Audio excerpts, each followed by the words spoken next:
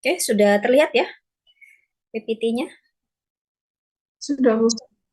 Ya, baik. Saya akan mulai ya. Jadi ini topik kita di pertemuan kedua ya. Kalau tidak salah saya dengan kelas C itu sudah pernah sekali kita pertemuan secara offline ya di kelas waktu itu untuk yang materi infusi intravena. Benar ya? Iya, Bu. Oke, baik. Harapannya sudah pernah sekali kita pertemuan secara offline. Harapannya Anda bisa paham ya untuk materi kedua ini karena memang seperti yang sudah saya pernah sampaikan sebelumnya bahwa ada sebagian besar konsep yang memang mirip ya antara infusi intravena dan dosis ganda. Walaupun nanti setelah kita masuk lebih dalam lagi di situ terkait rumus dan lain sebagainya jauh berbeda begitu ya. Tetapi secara konsep beberapa hal itu hampir sama.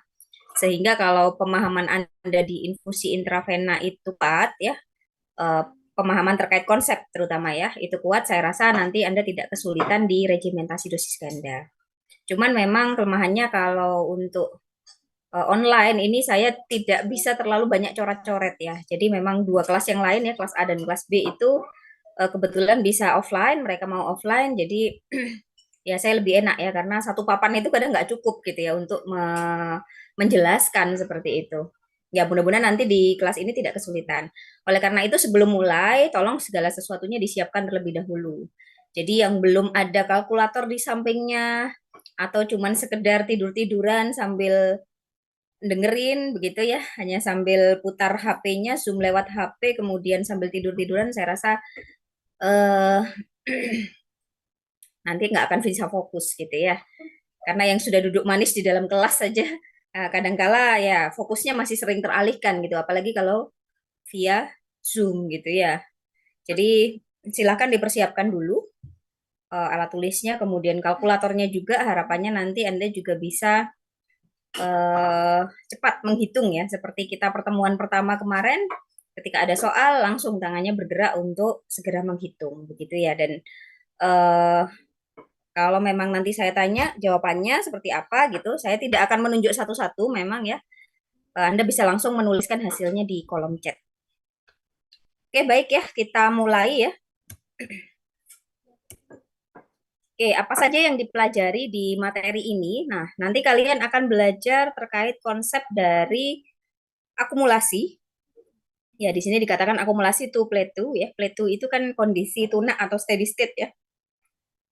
Jadi dalam dosis ganda ini, farmakokinetika dosis ganda, nanti Anda juga akan memahami yang namanya konsep steady state. Selain steady state atau kondisi tunak, nah di sini juga kita akan belajar akumulasi dan fluktuasi. Ya, jadi akan belajar konsentrasi atau jumlah obat maksimum dan minimum di dalam darah, kemudian konsentrasi rata-rata, kemudian kecepatan akumulasi dan keberadaan dari akumulasi itu sendiri, kemudian indeks akumulasi, indeks fluktuasi itu ya di situ. Kemudian kita juga akan mempelajari berbagai metode untuk memperkirakan konsentrasi obat maksimum, minimum maupun rata-rata. Termasuk di situ indeks akumulasi dan fluktuasi ya. Jadi mungkin nanti banyak latihannya kita di sini.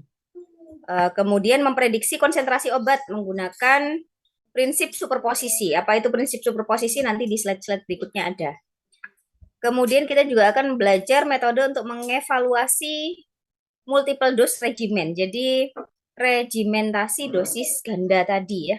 Jadi kalau dosis ganda, saya mungkin tadi lupa menjelaskan ya. Jadi kalau dilihat judulnya, judul dari kuliah hari ini kan regimentasi dosis ganda. Kira-kira terpikirkan nggak regimentasi itu apa? Gitu ya. Ya, jadi regimentasi itu kalau biasanya kalau di kelas nih saya lempar nih. Siapa yang tahu nih definisinya regimentasi gitu ya. Tadi beberapa mencoba menjawab gitu. Ya, intinya regimentasi adalah penjadwalan atau pengaturan begitu ya terkait konsumsi atau minum obat seperti itu. Jadi misalkan Anda tahu aturan pakai obat ya, katakanlah contoh yang gampang misalnya paracetamol 500 miligram 3 kali sehari. Nah, seperti itu yang dimaksud dengan regimentasi. Jadi regimentasi di sini tidak hanya sekedar aturan minum obat ya, tidak hanya 3 kali satu gitu atau 2 kali satu, tidak hanya itunya saja, tapi juga dosis obat. Makanya biasanya kalau kalian belajar di resep-resep itu kan selalu dituliskan berapa dosisnya, kemudian bagaimana aturan pakainya. Seperti itu yang dimaksud dengan regimentasi dosis. Nah, kemudian regimentasi dosis ganda. Ya, kalau selama ini mungkin yang kenal ya dosis dosis gitu aja ya. Nah, kalau dosis ganda gimana? Ya, kalau istilah ganda biasanya konotasinya lebih ke arah ganda itu kan dua bu pasangan gitu ya. Ya, itu kalau istilah ganda secara umum ya. Tapi kalau di sini yang dimaksud dengan dosis ganda adalah eh, dosis yang dia pemberiannya itu lebih dari satu kali. Ya, jadi itu yang dimaksud dosis ganda. Tidak semata-mata hanya dua kali sehari, tidak seperti itu. Atau dua kali pemberian, tidak. Tetapi yang jelas lebih dari satu kali. Jadi misalnya Anda minum obat nih, ya kalau cuman sekali minum misalnya, maka ya dia bukan dikatakan dosis ganda. Tapi kalau misalnya sekarang kita minum, nanti siang kita minum lagi obat yang sama, kemudian malamnya kita minum lagi, nah seperti itu berarti itu bisa dikatakan dosis ganda. Ah, bahkan sampai misalnya obat apa ya, obat jantung begitu ya, obat jantung itu kan diminumnya seumur hidup ya bahkan ya. Nah, itu juga dikatakan dosis ganda. Intinya dosis ganda adalah pemberiannya lebih dari satu kali.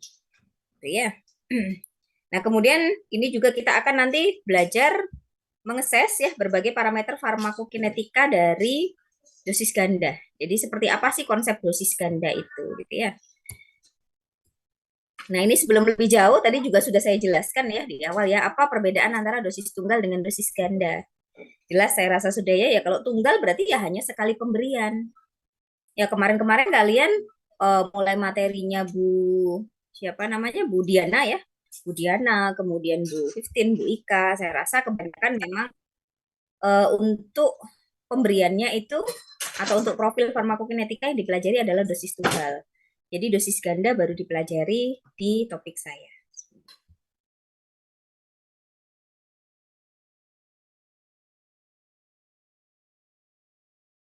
Ya.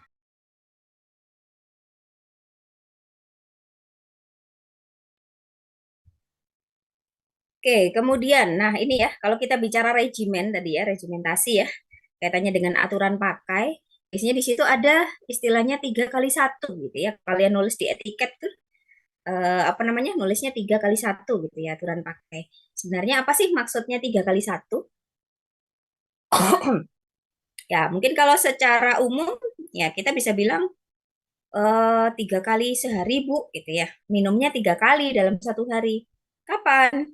Pagi, siang, malam, gitu ya. Umumnya kan akan menjawab seperti itu. Walaupun sebenarnya definisi 3 kali sehari itu tidak sesimpel itu.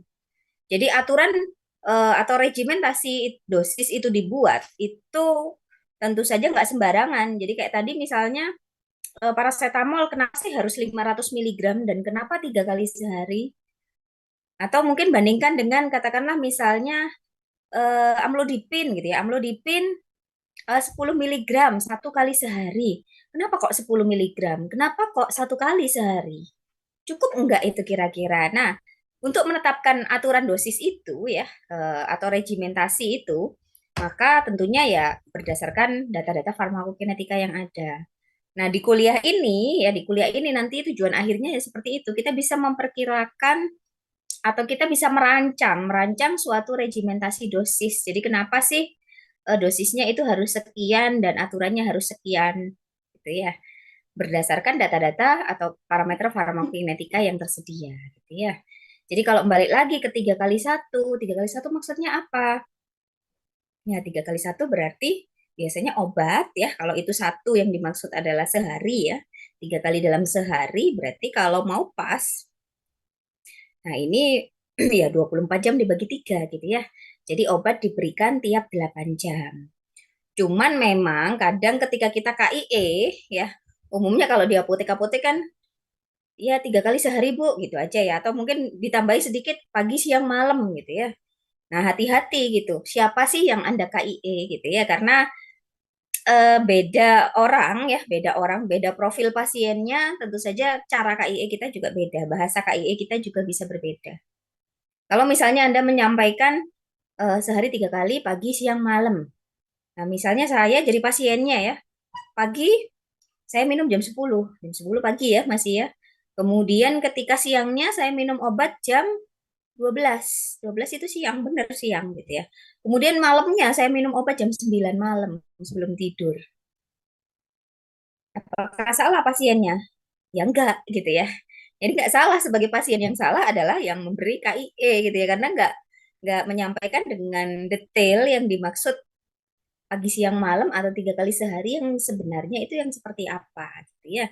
Tapi juga jangan misalnya karena Anda tahu oh 3 kali sehari maksudnya tiap 8 jam. Nah, lalu semua pasien dipukul rata gitu Anda menjelaskannya, ini ya Bu diminum, ini ya Bu Pak diminum tiap 8 jam gitu. Nah, misalnya nih pasiennya itu sudah sepuh banget gitu ya. Apa ya kepikiran tiap 8 jam berarti saya masih harus membagi sehari itu berapa jam gitu ya. Kemudian masih harus dibagi 3, tiap 8 jam itu berarti jam berapaan gitu ya. Jadi makanya memang nggak mudah ya ketika kita memberi KIE ya. Kita harus bisa mempelajari karakter atau profil dari pasiennya dulu. Kira-kira dia paham nggak dengan bahasa yang nanti kita sampaikan seperti itu. Jadi jangan sampai kita salah memberikan pasien jadi salah menggunakan obatnya karena salah dari KIE kita gitu ya. Jadi mungkin bisa dibantu kalau kasus seperti tadi, misalnya sudah sepuh ya mungkin bisa dibantu. Ini sebaiknya diminumnya tiap 8 jam. Misal ibu bangun jam berapa pagi. Nah, bisa minum mulai jam 6, terus nanti jam 2 siang bisa minum lagi gitu ya. Jangan terlalu dekat selisihnya. Kemudian ini jam 10 malam dan seterusnya. Ya biasanya sih memang 3 kali 1 ini nggak murni, nggak saklek ya, nggak saklek tiap 8 jam gitu. Nggak, biasanya 6 sampai 8 jam. Karena kadang untuk waktu tidur itu nggak dihitung gitu ya. Jadi masih bisa kalau tiap 6 jam seperti itu. Ya cuman kalau mau apa namanya benar-benar akurat ya berarti 24 memang dibagi 3 gitu ya. Oke, kita lanjutkan. Kemudian bagaimana dengan once daily dose? Once daily dose ini kan artinya 1 kali sehari ya. Once daily berarti kan 1 kali sehari gitu ya. Dosisnya 1 kali sehari. Nah, kira-kira once daily dose ini masuk dosis tunggal atau dosis ganda? Ya, ada yang mau memberikan jawabannya di kolom chat? Kemarin janji kontingnya ya ke saya. Ya, kalau online nanti mau aktif gitu ya. Kemarin kayaknya kelas ini yang nggak bisa ditawar nih ya, mintanya online gitu ya. Nah, online gimana malah dari Komtingnya juga menyarankan, bisa Bu nanti sambil ditunjuk Bu gitu ya, mengerjakan latihan soal sambil ditunjuk gitu. Saya sih nggak senang sebenarnya menunjuk ya. Nah, menunjuk kalau nggak siap juga repot juga nanti ya. Oke, ini sudah ada beberapa yang menjawab ya. Ya, oke, terima kasih untuk yang sudah menjawab ya. Bisa dua-duanya Bu, tergantung Ibu. Kalau minumnya rutin sepertinya dosis ganda. Nah, jadi ini 2 orang karena kebetulan yang menjawab 2 orang ya. Jadi dari 2 orang ini bisa disimpulkan bahwa keduanya paham dengan konsep dari dosis ganda itu gitu ya. Jadi sudah paham. Jadi memang apakah di once daily dose tadi termasuk dosis ganda atau dosis tunggal? Ya memang jawabannya tergantung gitu ya. Tergantung minumnya berapa kali, berapa banyak. Kalau dia memang hanya 1 kali minum, ya contoh misalnya yang once daily itu obat alergi misalnya ya, obat alergi itu aturannya biasanya 1 kali sehari gitu ya. Kalau kita minum, kita alergi misalnya gejala alergi, kemudian kita minum hanya sekali, dan setelah minum sekali itu gejalanya hilang, nggak muncul lagi, berarti ya bisa dikatakan bahwa ya itu dosis tunggal gitu, karena kita hanya mengkonsumsinya. Tapi minum sekarang ya, kita minum hari ini, gejalanya hilang. Ternyata nggak lama nanti muncul lagi, malamnya muncul lagi, sehingga besok pagi harus minum lagi nih, seperti itu misalnya. Nah, maka kan sudah lebih dari 1 kali itu ya. Nah, maka itu masuk ke dosis ganda. Gitu ya. Jadi konteksnya balik lagi, apa namanya, untuk memahami apakah itu dosis tunggal atau dosis ganda, ya silakan dilihat berapa kali minumnya. Ya, jadi nggak bukan karena oh 1 kali 1 jadi seolah-olah 1 kali gitu padahal dia tiap 24 jam kan minumnya ya misalnya pil KB gitu ya pil KB itu kan sehari 1 kali tapi besoknya dia harus minum besoknya lagi tetap harus minum dan seterusnya sampai 1 bulan berarti itu masuk dosis ganda gitu ya. Oke, saya lanjutkan. Oke, bagaimana profilnya? Nah, kemarin sudah belajar dosis tunggal. Katakanlah misalnya dosis tunggal untuk rute per oral. Masih ingat ya? Nah, mungkin bisa langsung dilihat di slide-nya atau mungkin sambil mengingat-ingat ya. Kalau dosis tunggal kan berarti seperti ini. Ya, nah, ini kan satu dosis. Ya, ada kalau per oral berarti ada fase absorpsi, kemudian mencapai maksimum ya, kemudian karena ada fase eliminasi itu ya, maka obat kadarnya akan turun. Ini kalau satu kali pemberian. Ya, jadi satu puncak seperti ini. Nah, lalu gimana kalau dosis ganda? Ya, kalau dosis ganda ya puncaknya pasti lebih dari satu ya kalau dilihat seperti ini. Tuh, sebentar kok macet. Ya, tapi ini nggak apa namanya nggak apa namanya nggak sesimpel kelihatannya ya. Nah, kelihatannya kalau dilihat, oh iya, pokoknya asal buat gunung gitu ya, asal buat puncak lebih dari satu gitu ya. Tidak seperti itu. Jadi untuk menggambar pun ini ada aturannya. Ya ini kalau di papan biasanya saya coba gambarkan ya. Saya juga coba gambarkan di sini ya. Mudah-mudahan jelas ya. Jadi kalau Anda misalnya diminta menggambar, coba gambarkan eh, profil gitu ya, kadar obat dalam darah untuk eh, dosis ganda misalnya per oral, rute per oral. Maka yang perlu Anda ingat, yang perlu Anda buat pertama adalah sebentar ini juga jangan lupa ya, ini selalu mutlak ini ya. Nah, pertama Anda bayangkan satu dosisnya dulu. Kalau satu dosis berarti kan yang seperti ini ya tadi ya. Oh, saya dulu dosis. Ya, begini. Ya, ini kan terus begini ya. Nah, kemudian kalau dosis ganda, oh berarti ketika dia mencapai fase eliminasi di sini ada pemberian obat dosis kedua, maka nanti kadarnya akan naik lagi di sini. Ya, kadarnya akan naik, kemudian terbentuk puncak lagi. Nah, kemudian nanti sebelum habis juga akan diberi lagi gitu ya. Nah, maka akan, nah ini nggak bagus nih gambarnya, sorry. Ya, jadi syaratnya adalah ketika kalian menggambar begitu ya, ketika kalian menggambar maka pastikan bahwa yang pertama kalian gambar dulu untuk dosis pertamanya gitu ya. Dosis pertama, dosis tunggalnya, sorry.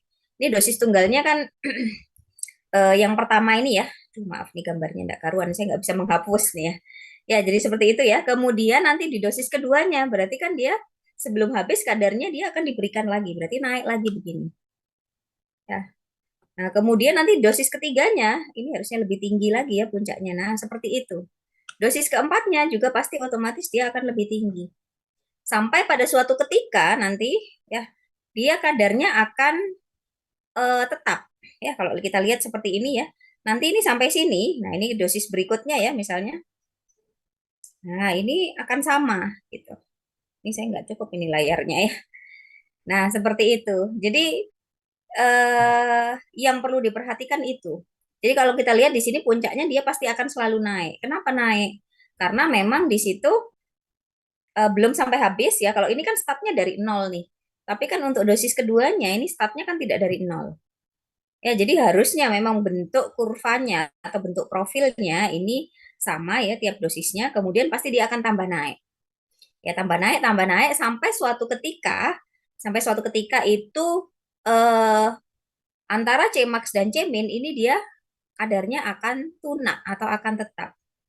Duh, sebentar, ini kok berakhir dalam 10 menit ya. Nanti kalau misalnya berakhir, kita join dengan link yang sama lagi ya. Ini saya nggak tahu kenapa kok nggak bisa otomatis langsung unlimited ini ya. Mungkin ada gangguan sinyal atau bagaimana ini. Ya, nanti ini ya, kalau tiba-tiba nanti Zoom-nya putus, kita join lagi dengan link yang sama. Oke, ini untuk kasus yang ekstravaskuler ya, atau contohnya per oral. Nah, ini ya. Jadi ini tolong ini gambar saya memang tidak bagus ya, tapi lihat yang apa namanya? Ya, seperti ini ya, yang di bawah ini ya. Ya, maksud saya hanya mau menunjukkan gimana sih caranya gambar ini. Nah, kalau ini Bu, ini kan ada kelebihannya nih. Nah, kelebihannya ini boleh kok dihapus ya. Gimana ya, di sini ada penghapusnya nggak? Oh, ada ya. Nah, ini kalau misalnya nanti, kok hilang semua ya?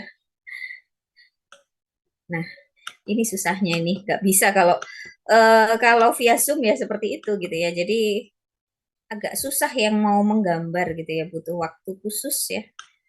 Nah, ini coba saya gambar yang bagus ya seperti ini misalnya.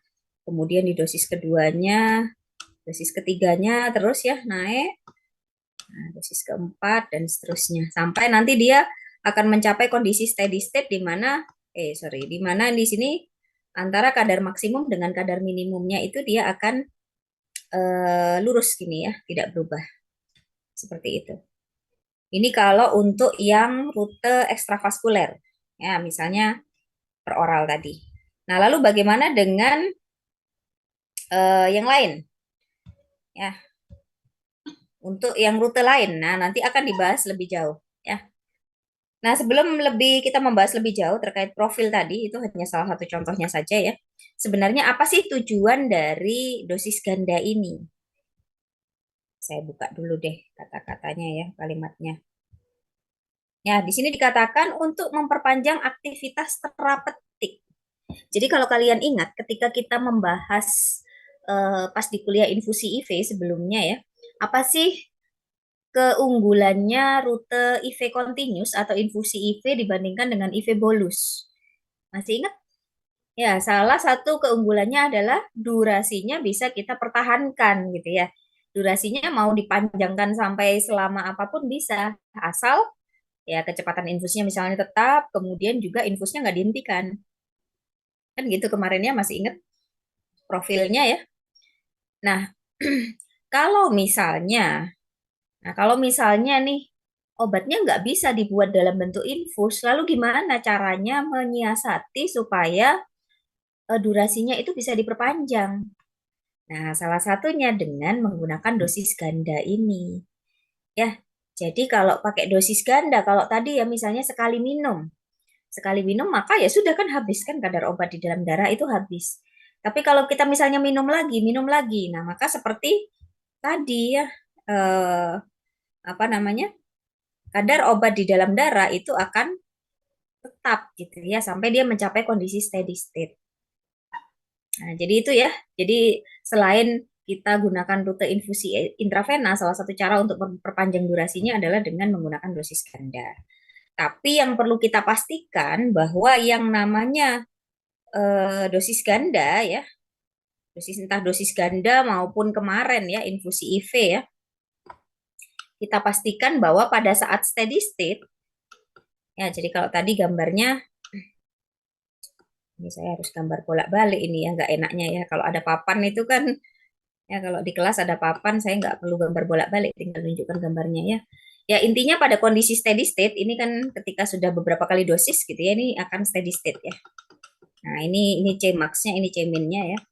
Nah, pada saat sudah steady state, ini harapannya dia akan selalu berada dalam rentang ya MTC dan MEC. Jadi jangan sampai kelewat di sini MTC ya. Di sini. Nah, ini ya kalau saya panjangkan ke sini ini yang MEC-nya.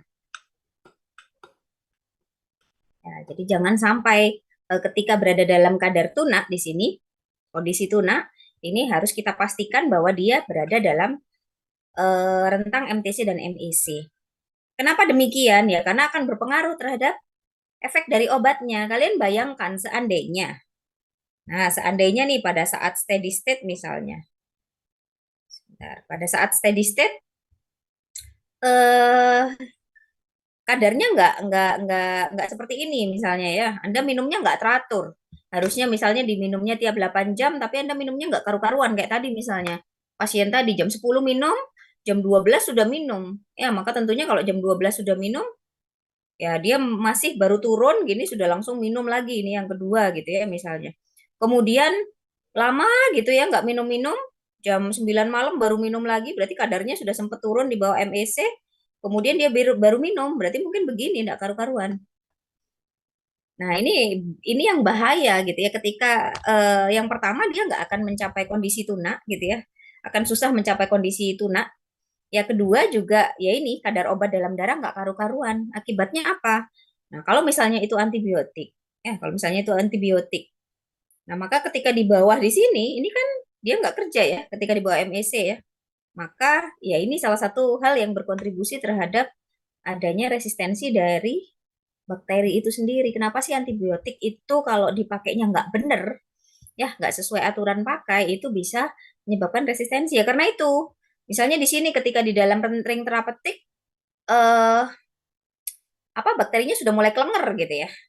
Tapi sempat kita lama nggak minum gitu ya. Nah kemudian di sini dia mulai kehilangan efeknya obatnya, nah bakterinya kuat lagi. Nah kemudian ketika kita beri lagi ya agak kelenger tapi sudah bisa beradaptasi dia dan seterusnya gitu. Makanya harus hati-hati. Termasuk mungkin kalau kalian ingat ya, saya dulu pernah eh, mengajarkan ya di kuliah topik Parkinson ya. Ada fenomena on off kan. Ya fenomena on off kapan on? Ya kalau dia berada dalam rentang terapi, tapi ketika kadarnya sempat turun saja di bawah MEC, maka dia akan langsung off, tidak memberikan efek sama sekali dan itu akan tampak terlihat jelas pada pasien Parkinson gitu. Makanya memang penting sekali untuk menjaga kadar ya, fluktuasi kadar ini tetap di dalam rentang terapeutik.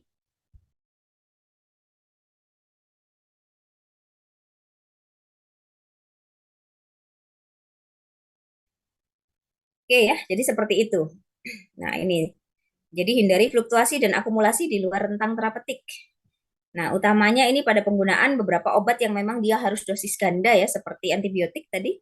Kemudian obat-obat kardiotonik atau obat-obat jantung ya, umumnya kan obat-obat jantung ini juga harus teratur. Kemudian konsumsinya juga dalam jangka panjang gitu, bahkan bisa seumur hidup. Ya, antikonvulsan ini juga hormon. Hormon itu kan juga bahaya. Ini hormon minumnya harus teratur ya, pagi-pagi semua terus dan usahakan di jam-jam yang sama supaya apa? Ya supaya fluktuasi kadar obatnya ya kalau hormon ya fluktuasi kadar hormon di dalam darah itu juga bisa ya bisa istilahnya di sini pada saat kondisi tuna ini di dalam ring terapi begitu sehingga ya efek-efek yang tidak diharapkan itu bisa dihindari. Itu ya, saya lanjutkan. Oke, kemudian kita kenal yang namanya prinsip superposisi. Tadi di awal sempat ya disinggung ya. Apa sih sebenarnya prinsip superposisi itu? Jadi di sini dikatakan bahwa farmakokinetika dosis sebelumnya tidak berpengaruh pada farmakokinetika dosis berikutnya. Maksudnya apa? Ya sekalipun kalau tadi Anda ingat gambar profilnya ya, kan ada gunung-gunung itu ya, ada banyak gunung ya. Satu gunung itu melambangkan, satu puncak itu melambangkan satu dosis, kemudian ada dosis berikutnya dan seterusnya. Nah ini kita buat asumsi bahwa masing-masing dosis tadi bisa berdiri sendiri. Ya, bisa berdiri sendiri. Jadi ini kalau gambarnya misalnya seperti ini ya.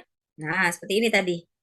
Ini pada dosis satunya, kemudian dosis kedua dan seterusnya sampai ini misalnya di sini bisa kita perkirakan mulai dosis ketiga atau keempat ini sudah mulai tunak ya. Karena sudah lurus ini ya. Nah, seperti ini ya. Seperti apa prinsip superposisi ya? Ketika kita misalnya fokus di dosis yang ketiga misalnya ya. Ini harapannya dia tidak terpengaruh gitu ya dengan dosis satu 2 ataupun dosis 4 5 6-nya. Jadi bisa berdiri sendiri. Nanti deh, nanti kalau sudah dapat ada contoh soal gitu ya, nanti akan jelas seperti apa sih prinsip superposisi itu. Yang jelas ketika kita menggunakan prinsip superposisi, nah ini di sini bisa terlihat ya bahwa AUC pada dosis pertama, ini kan dosis pertama ya, bentuk kurva yang pertama itu akan sama dengan AUC dosis.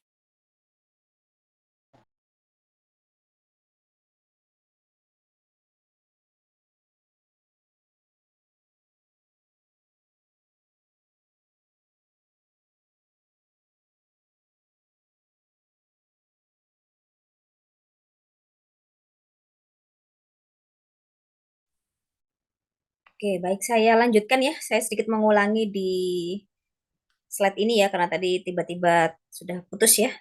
Jadi ketika kita menggunakan prinsip superposisi, maka di sini bisa dilihat bahwa ketika kita menghitung AUC ya pada dosis pertama atau pada dosis tunggalnya, kemarin kalian sudah belajar menghitung AUC ya.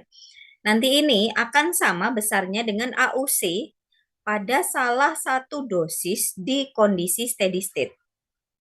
Nah, jadi kan kalau ini tadi kita sampaikan bahwa kita perkirakan ya steady state ini dimulai dari dosis keempat misalnya.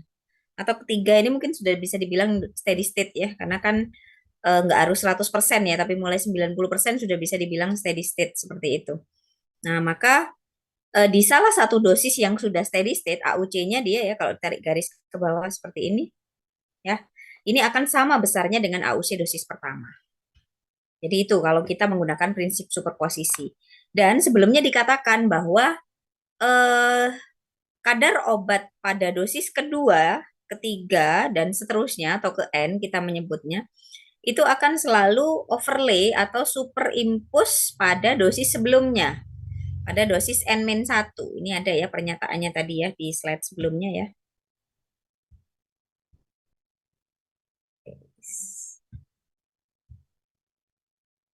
Nah, ini di kalimat kedua ya.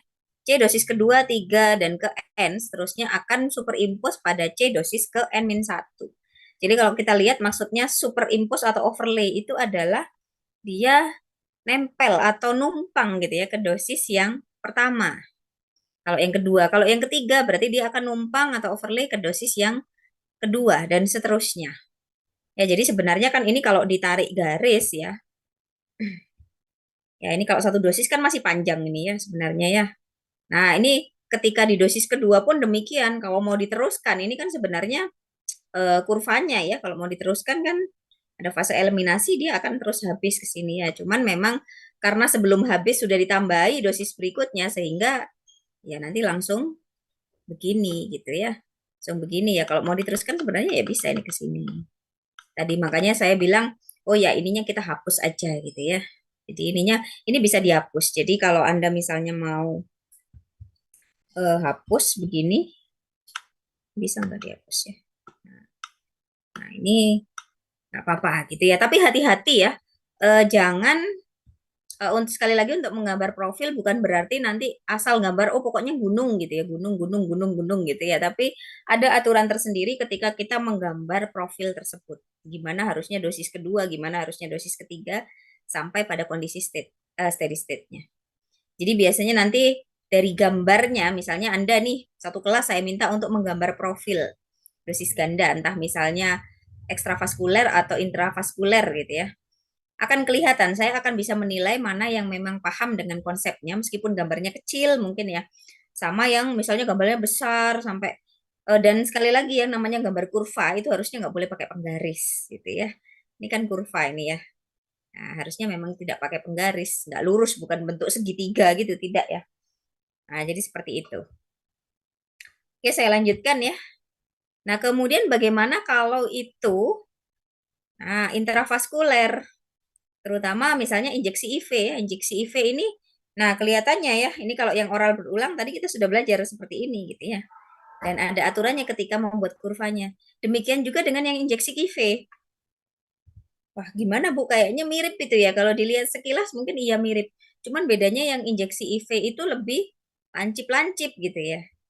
Kelihatannya ya. Tapi kalau Anda paham konsepnya, balik lagi konsep ya. Kenapa saya selalu tekankan konsep.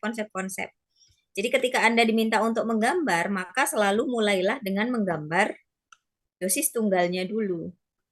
Jadi misalnya CP versus T ya. Maka gambarlah dosis tunggalnya. Kalau untuk IV bolus itu gimana sih? Nah, berarti kan begini. Ya, saya sengaja gambar di bawah ya, agak ke bawah karena kan nanti tambah tinggi. Nah, seperti ini. Ya kan, kalau hanya satu dosis. Nah, kalau ditambahkan dosis kedua, ya jadi sebenarnya di sini ini hanya garis bantu saja ya. Jadi jangan lupa bentuk dasarnya itu kan seperti ini.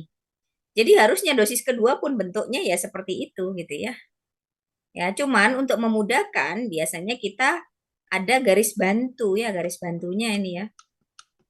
Nah, garis bantu supaya untuk menunjukkan apa sih ini sebenarnya. Jadi banyak fungsinya. Yang pertama dia bisa menunjukkan nanti intervalnya. Ya, katakanlah misalnya obat diminum tiap 6 jam. Maka di sini 0 ini ke 6 ya, jam ke-6 ya. Di jam ke-6 ini misalnya waktunya diberikan injeksi lagi. Maka kan yang awalnya kadarnya sudah sampai bawah nih, dia akan naik lagi. Kemudian ya seiring dengan berjalannya waktu dia akan turun. Ya. Terus jam ke-12 misalnya dikasih lagi di sini ya, jam ke-12. Ya, pada saat jam ke-12 berarti di sini ya kira-kira. Nah, ini kita beri garis bantuan saja ya untuk menggambarkan yang dosis ketiganya. Dan seterusnya, ini misalnya nanti jam ke berapa berarti tiap 6 jam, jam ke 18. Ya sama juga demikian. Ya, dan ini memang kalau kita lihat layanannya tambah tinggi. Sampai pada suatu ketika mungkin memang kadarnya itu mencapai tuna. Ya, misalnya kita asumsikan saja, oh mulai dosis keempat nih sudah tuna gitu ya. Maka ya nanti gambarnya ya gini saja. Nah, seret gini ya. Ini kemudian begini. Ya, sama sudah tinggal seperti ini. Nah, ini sampai kondisi tuna. Kalau yang awal-awal ini kan belum tuna ya. Segini, kemudian ini tambah naik gitu ya. Aduh, sorry. Gimana kalau back ini ya? Susah. Ya, jadi ini kan tambah naik, tambah naik. Nah, tujuannya diberi garis bantu ini sebenarnya apa sih? Yang ngukur ya. Intinya kalau di sini misalnya ketinggiannya segini, maka di sini juga ya antara sini ke sini ketinggiannya itu ya sama. Ini juga ketinggiannya sama. Ini sampai sini, kemudian ini sampai sini ya. Jadi dari Cmax ke Cmin dosis sebelumnya ini harus sama tingginya. Nah, seperti itu. Jadi kalau dilihat di sini, ini gambarnya sebenarnya ini garis bantu ya. Jadi kalau boleh saya putus ya, sebenarnya ini hanya garis bantu. Jadi jangan sampai salah ya. Nanti gambar yang bagus ada di belakang ya. Yang jelas ini titik-titik harusnya ya gambarnya putus-putus gitu ya. Nah, putus-putus seperti yang saya gambarkan di atas. Dan kalau dilihat sekilas mungkin ini kelihatannya seperti garis lurus gitu kan ya. Seperti garis lurus, seperti segitiga. Nah, sebenarnya kan tadi saya bilang yang namanya profil kadar obat dalam darah itu nggak pernah dia lurus. Makanya kalau Anda gambar pakai penggaris justru salah. Jadi sebenarnya kalau kita lihat ini kan agak melengkung begini ya lah. Ini melengkung sedikit. Ini juga melengkung sedikit ya. Ini juga melengkung sedikit. Nah, harusnya memang demikian gitu ya. Nah, ini namanya profil yang benar itu begini. Jadi nggak lurus. Nggak lurus banget gitu ya. Nah, ini juga sebenarnya seperti itu, cuman kelihatannya saja ini kalau dipanjangkan misalnya profilnya itu juga akan kelihatan bahwa itu sebenarnya berbentuk kurva gitu ya. Nah, jadi tahu ya cara gambarnya seperti itu. Nggak sembarangan karena pernah saya juga nemui gitu ya. Sudah saya jelaskan seperti itu entah waktu itu tidak fokus atau gimana ya. Jadi gambar pokoknya OCP versus T ya untuk injeksi IV. Dia ingetnya oh kayak segitiga gitu ya. Jadi ya cuman gini aja. Ada itu ya, jangan dikira nggak ada yang seperti itu gitu ya. Ada yang pokoknya gambar asal gitu ya. Ya artinya kalau dilihat dari sini kan sudah kelihatan ya, oh, dia sama sekali nggak paham konsep gitu ya. Ya, jadi hati-hati. Kalau Anda kesulitan ya silakan Anda gambarkan satu dosis dulu, kemudian baru dosis kedua tambah naik sampai nanti akan mencapai kondisi steady state. Ya, jadi ini yang salah ya. Oke, kita lanjutkan. Nah, beberapa istilah yang kita gunakan dalam dosis ganda. Nah, tadi ini sudah kita bahas ya, apa itu regimen dosis ya. Jadi tidak hanya sekedar kita bicara dosisnya berapa, tapi juga bagaimana dengan intervalnya. Atau di sini simbolnya tau. Tau itu jarak waktu pemberian. Jadi kalau misalnya aturan pakai obat 3 kali sehari, berarti intervalnya ya tiap 8 jam seperti itu. 2 kali sehari berarti tiap 12 jam. Berarti to-nya, ini to ya, simbolnya ini kan to. To-nya di sini adalah ya 12 jam begitu ya. Oke, kemudian ada istilahnya akumulasi obat. Peningkatan jumlah obat dalam darah akibat pemberian dosis berulang. Dan ada fluktuasi rentang antara Cmax dengan Cmin. Nah, ini saya tunjukkan ke gambar yang tadi saya gambar. Kalau kita lihat mana sih sebenarnya yang menunjukkan akumulasi ya? Ya kita bisa lihat puncaknya di sini. Ya, ingat puncak dosis pertama, kemudian dosis kedua dan seterusnya ini kan akan semakin meningkat. Inilah yang disebut dengan akumulasi. Ya, dia akan selalu terakumulasi sampai ketika sudah steady state. Kalau sudah steady state, ya sudah akumulasinya berhenti sampai situ gitu ya. Titik-titik ini tidak akan berubah. Itu yang disebut akumulasi. Ya, makanya kalau ada pertanyaan, apakah ketika dilakukan pemberian dosis ganda, baik itu UV bolus, mau UV bolus, mau per oral, itu apakah terjadi akumulasi? Iya, pasti. Gitu ya, karena apa? Karena Cmax-nya akan selalu naik. Ya, ini yang menunjukkan adanya akumulasi. Ya. Kemudian kalau fluktuasi tadi dikatakan rentang antara Cmax dengan Cmin. Berarti ini loh yang disebut fluktuasi ya. Rentang antara Cmax dengan Cmin. Berarti kan ini ya misalnya dosis pertama Cmax, Cmin. Ya ini kan naik turun. Ini yang disebut fluktuasi Cmax, Cmin. Cmax kemudian Cmin kan naik turun naik turun. Itu yang namanya fluktuasi. Ya bahkan pada kondisi steady state pun ini dia akan tetap berfluktuasi. Jadi mungkin bedanya dengan infusi IV ya. Kemarin kan infusi IV kita juga mengenal istilah steady state ya. Tapi kalau kalian ingat ya, ini saya gambarkan lagi ya. Ini CP versus T ya. Ini kan sorry, ya benar. Nah, kurvanya kan begini ya. Karena bentuk, aduh, nggak karuan gini ya.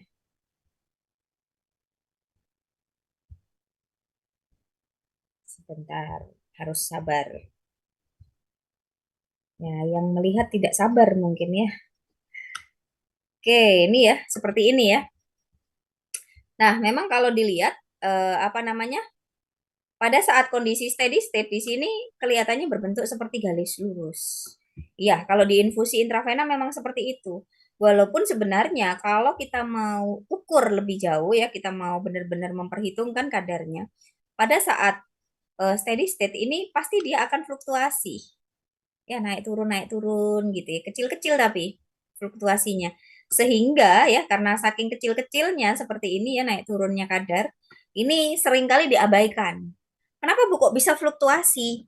Ya namanya di dalam tubuh. Di dalam tubuh itu kan nggak kelihatan ya. Nggak kelihatan apakah misalnya obat juga misalnya kan dipengaruhi oleh banyak hal. Misalnya pagi kita minum susu ya, siang kita minum air, mungkin ya ketika minum obat. Jadi itu kan juga akan mempengaruhi kadar obat di dalam darah.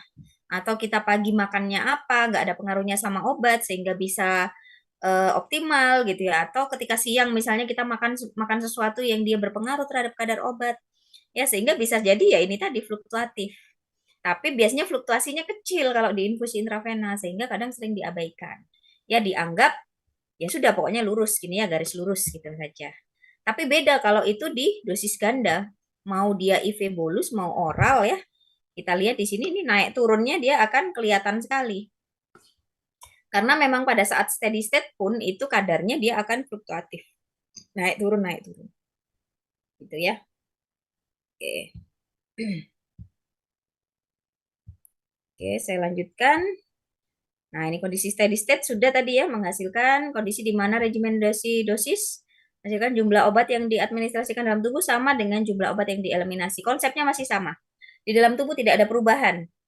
Ya, intinya itu sehingga ya antara Cmax dengan Cmin-nya tadi fluktuasinya akan tetap seperti itu. Kemudian loading dose. Nah, ini loading dose ini saya masih beri warna merah ya supaya kalian ingat.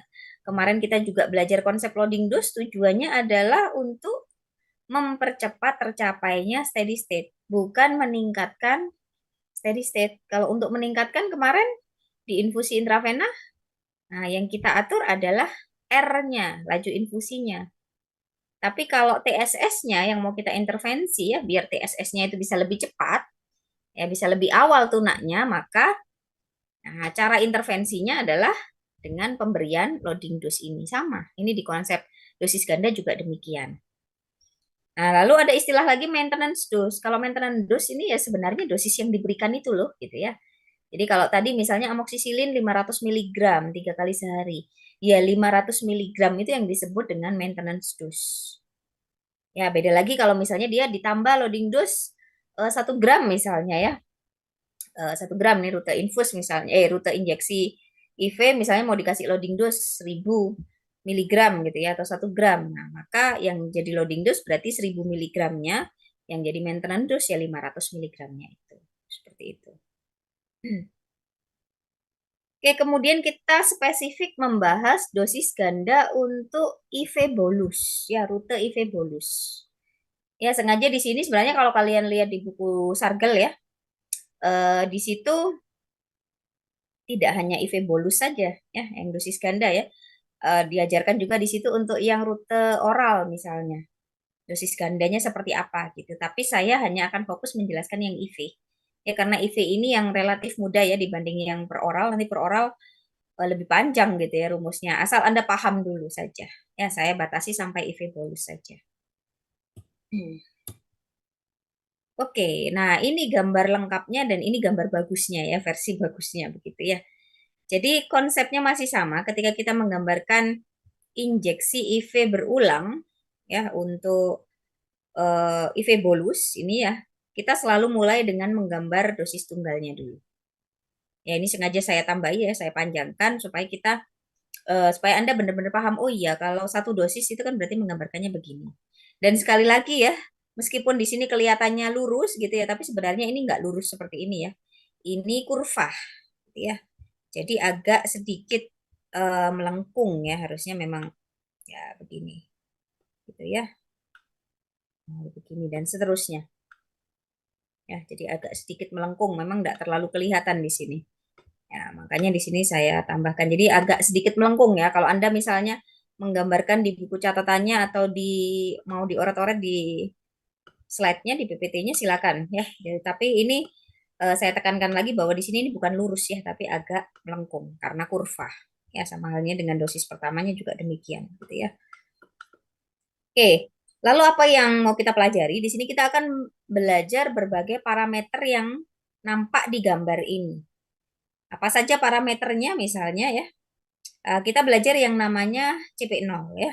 Dalam dosis tunggal ini kan disebut dengan CP0. Atau bisa juga kita menyebutnya ini Cmax dosis yang pertama. Ya, CP0 atau kita menyebutnya Cmax.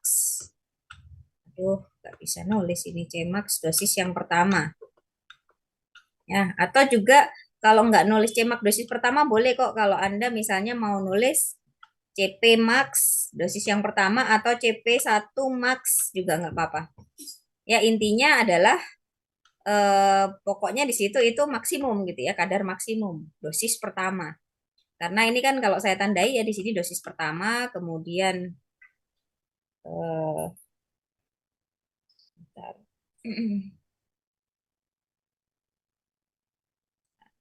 Di sini dosis keduanya ya.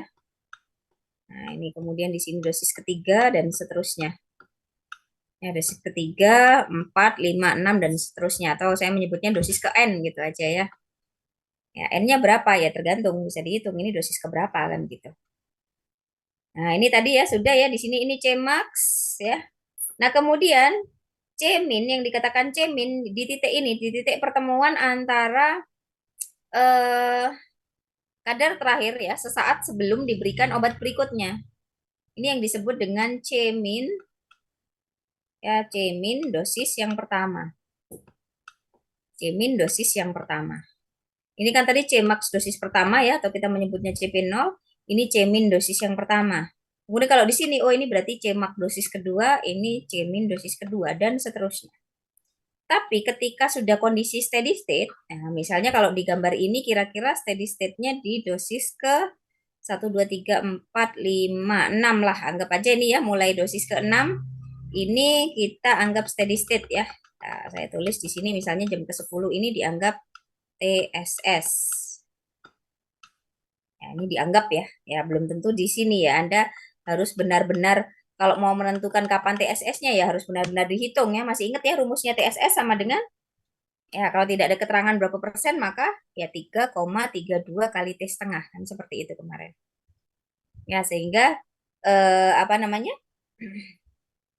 Nah, kalau sudah TSS di sini, maka di sini bukan lagi ini Cmax atau Cmin dosis kesekian atau ke N tidak. Tapi dikatakan bahwa ini Cmax ya Cmax saya tuliskan Cmax steady state. Nah, di sini Cmin steady state. Atau boleh kalau mau dibalik nulisnya CSS max sama CSS min sama saja. Jadi terserah Anda mau lebih enak yang mana Cmax SS atau CSS max sama saja. Ya di mana besarnya pada saat kondisi tunak ya Cmax SS dengan Cmin SS ini selalu sama. Jadi mau di titik yang ini, dosis yang ini, dosis yang ini, dosis yang ini maupun yang ini yang terakhir, ini juga akan selalu sama. Ya, makanya kita menyebutnya Cmax SS, Cmin SS begitu. Dan ketika steady state, tadi jangan lupa ketika sudah steady state, ini kita upayakan ya selalu masuk dalam rentang MEC dan MTC.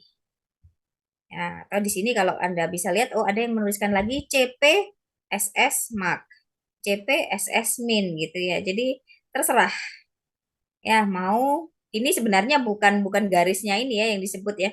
Ya puncak-puncaknya ini. Di sini hanya mau menunjukkan bahwa oh pada saat steady state ini loh puncaknya semua sama gitu ya. Kisarannya sekian untuk CP-nya. Ya untuk CP min-nya ya sekian kira-kira. Nggak sampai 500, yang ini 750-an misalnya seperti itu. Ya, tapi yang dimaksud Cmax, Cmax Cmin ya ini. Dan ingat pasangannya ya.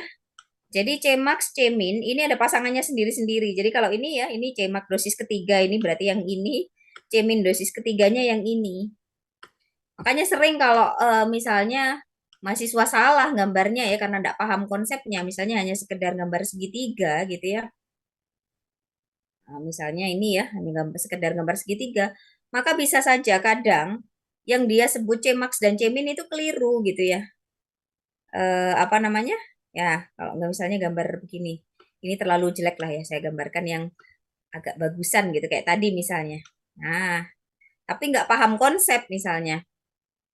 Nah, nggak paham konsep ya, sehingga, oh ini Cmax misalnya ya. Cmax pasangannya mana? Pasangannya ini gitu ya, Cmax, Cmin. Cmax, Cmin. Padahal ini yang salah. Ini kan sebenarnya hanya garis bantu ya. Hanya garis bantu gitu. Sehingga jangan sampai salah pasangannya. Ya, pasti ini Cmax, Cminnya yang di sini. Cmax, ini Cminnya yang di sini. Bukan ini dengan ini. Gitu. Nah, kemudian parameter apa lagi yang bisa dilihat dari sini? Ini ada yang namanya interval tadi ya. Jadi dari 0 ke 2, ini yang disebut dengan tau tadi. Jadi kalau dari gambar ini berarti obatnya diberikan tiap 2 jam. Berarti sehari mungkin bisa 12 kali pemberian gitu ya untuk kasus ini. Itu ya, ini paham konsep dari gambar ini ya, dari profilnya dulu ya. Oke, kita akan lanjutkan. Nah, kalau kita lihat di sini keterangannya ya, pemberian obat untuk dosis ganda ya, dengan dosis yang tetap, ya, jadi dosisnya harus tetap. Tadi kalau sudah aturannya 500 mg, maka ya harus 500 mg terus-terusan ya, sesuai dengan interval waktu yang sudah ditentukan. Maka CP lama-kelamaan akan meningkat ya, atau terakumulasi ini ya, sampai mencapai kondisi plateau atau tunak. Nah, ini sampai tunak. Nah, pada keadaan tunak di sini CP berfluktuasi antara Cmax dengan Cmin. Ini tadi sudah berkali-kali saya terangkan di depan ya sebelum kita ke gambar ini. Ya, semoga semakin paham gitu ya. Nah, sekarang kita akan belajar untuk mulai masuk ke perhitungannya. Nah, di sini dikatakan bahwa jumlah obat maksimum dalam tubuh setelah injeksi IV itu besarnya akan sama dengan D, sama dengan D0E min K kali T.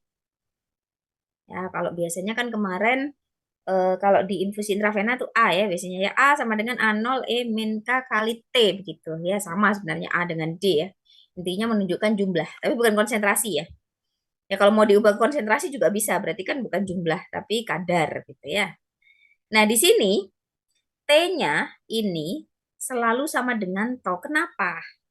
Nah, karena pada saat kondisi maksimum maupun kondisi minimum itu letaknya selalu berada pada interval. Coba kita lihat di sini. Selalu berada pada to ya, tadi di gambarnya tadi. To-nya kan tiap 2 jam. Cmax di mana posisinya? Oh, di jam kedua. Cmin di jam keempat. Ini kan kelipatan dari intervalnya. Berarti ketika dia masih masuk kelipatan dari intervalnya, maka kita bisa ganti T itu dengan to. Jadi umumnya memang untuk apa namanya?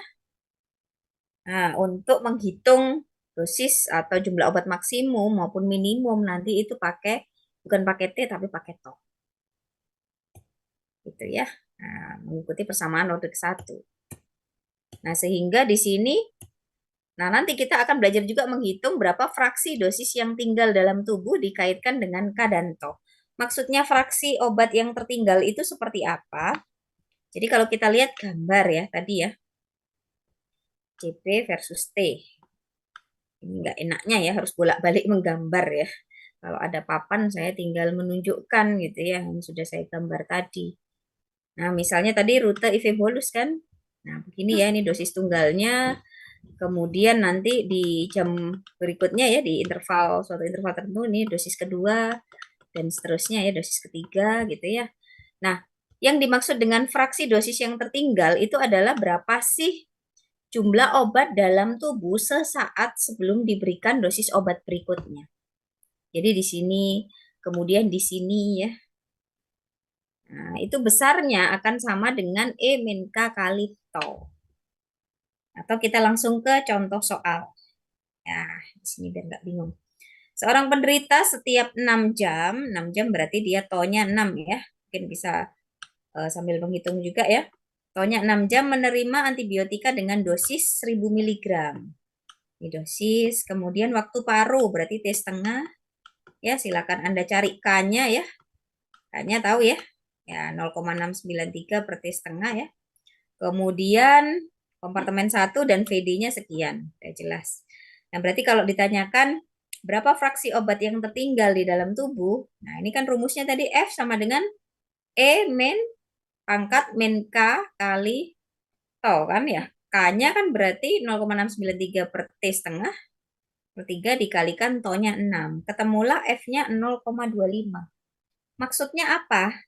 Ya maksudnya sisa obat di dalam tubuh itu sebelum diberikan dosis berikutnya itu adalah seperempatnya. Nah ini contoh realnya seperti ini. Misal nih ya, suatu pemberian obat, dosisnya itu injeksi IV ya, dosisnya 1000 mg misalnya. Ini antibiotik katakanlah apa misalnya ya, Cefixim 1000 mg. Ya pada saat dosis pertama diberikan, dosis tunggal kan baru ya berarti ya, ketika diberikan sebelum dosisnya masuk, kadar atau jumlah obat di dalam tubuh kan 0 masih. Nah, sesudah dosisnya masuk, maka langsung jadi 1000. Ingat ini jumlah ya, bukan konsentrasi ya, 1000 ya. Nah, kemudian pada saat dosis kedua mau diberikan, ini sebelum dosis, berarti kadarnya sudah turun seperempatnya. Seperempatnya dari 1000 berapa? 250. Kemudian ditambahkanlah, diinjeksikan dosis keduanya 1000. Berarti kan tinggal ditambah. 250 ya 250 tambah 1000 berarti 1250.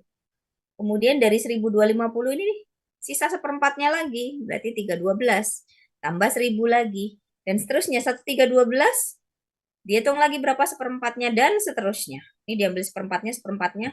Nah kalau kita lihat di situ ya mulai jam kelima 6 ya terutama ya pada suatu saat itu kadarnya di dalam tubuh akan sesudah diberikan dosis ya ini akan tetap 1333 paling tingginya. Duh, kok nggak bisa ya kok mau berakhir lagi nih sepertinya ada masalah di Zoom-nya ya. Saya nggak tahu kenapa begini ya. Kadang ketika sister error, Zoom-nya juga ikutan ini ya. Ya nggak apa-apa mau gimana lagi ya. Nanti kita join lagi ya lewat link yang sama ya. Oke saya lanjutkan. Sampai mana tadi ya ini ya. Kalau kita lihat kadar jumlah obat maksimumnya dengan jumlah obat minimumnya pada saat kondisi steady state dia akan sama. Ya, jadi inilah konsep dari dosis ganda tadi. Jadi kalau pembuktian dari dosis ganda kenapa bisa mencapai kadar lunak ya karena adanya fraksi dosis yang tertinggal di dalam tubuh ini suatu saat ya akan tetap segitu gitu ya. Oke, ini soal hitungan kita yang pertama ya. Nah, silakan Anda mulai menghitung. Nah, ini beberapa ini contoh soalnya ya. Jadi kita mau menghitung Dmax, biasanya Cmax, Cmin, dan Caverage. Jadi Caverage itu adalah, walaupun average ini kan artinya rata-rata ya, tapi bukan berarti yang namanya Caverage itu adalah penjumlahan dari Cmax, Cmin bagi 2, tidak. Ya, ternyata Caverage ada rumusnya sendiri, D average per VD, gitu ya. Nah, ini silakan coba dihitung. Hitunglah Cmax steady state, Cmin steady state, dan Caverage steady state. Silakan saya beri waktu. Nanti kalau sudah ya, ini cepat seperti biasa ya. Kelas ini belum pernah ya. Jadi nanti yang sudah selesai menghitung silakan. Cmax-nya berapa gitu ya. Langsung Anda tuliskan jawabannya, Cmin-nya berapa, Caverage-nya berapa gitu ya. Silakan, saya tunggu tidak lebih dari 5 menit. Bisa mulai menghitung.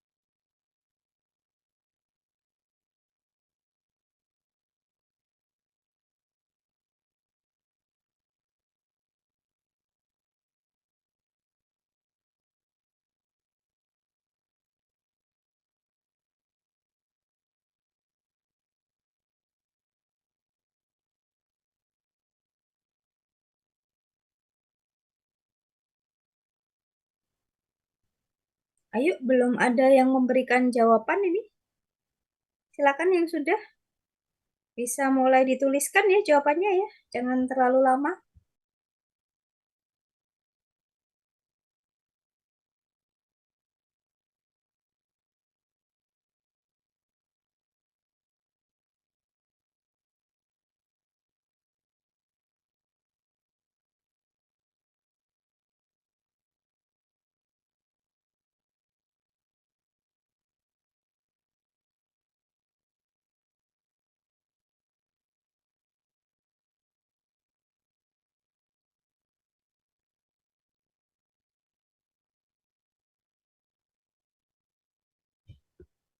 Oke, sudah ada satu jawaban yang masuk.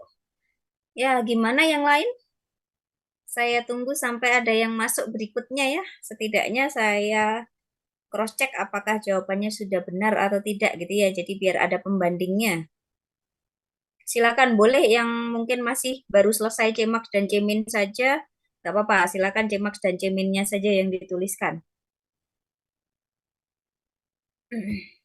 Ya, sebenarnya kalau dilihat kan tidak susah ya, semua rumus sudah ada di situ dan kita tinggal masukkan angka-angkanya saja.